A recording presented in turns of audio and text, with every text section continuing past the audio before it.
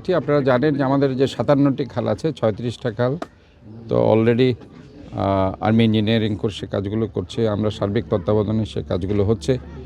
আরও যে খালগুলো রয়েছে সে খালগুলোর মধ্যে ইতিমধ্যে আপনারা জানেন যে হিজরা খালের কাজ শুরু হয়েছে এবং আমাদের আজকে এখানে কালীছড়া খাল, যেটা সবচেয়ে ইম্পর্ট্যান্ট খাল এই এলাকার জন্য, বিশেষ করে এই আকবরশাহ, কাঠতলি, আপনার বাইজিৎ লিং রোড, জয়লেস সীতাকুণ্ডের কিছু অংশ এটা বিস্তৃত এবং এলাকার মানুষগুলো যাতে জলাবদ্ধতা মুক্ত থাকতে পারে এই জন্য আমরা এই কাজগুলো শুরু করেছি।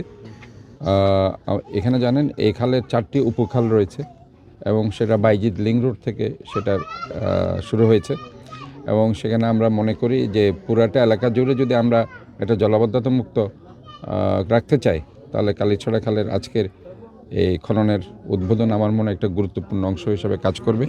টানা তৃতীয়বার অর্জন করেছে দেশের সেরা সুপার ব্র্যান্ড স্বীকৃতি বসুন্ধরা টিস্যু। আমি আজকের এই উদ্বোধনী অনুষ্ঠানে বাংলাদেশ সরকারের মাননীয় উপদেষ্টা পানি সম্পদ মন্ত্রণালয় মিসেস রেজওয়ানা, আমি ওনাকে ধন্যবাদ জানাচ্ছি। উনিও এটা নিয়ে অনেক দিন ধরে চেষ্টা করেছেন, আমাকে বারবার টেলিফোন করেছেন।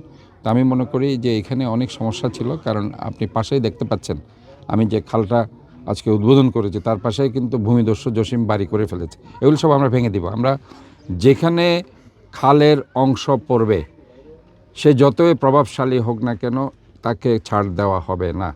আমরা সরাসরি খাল জনগণের সার্ভিসের অংশ, আমরা জনগণকে সার্ভিস দেওয়ার জন্য বদ্ধপরিকর।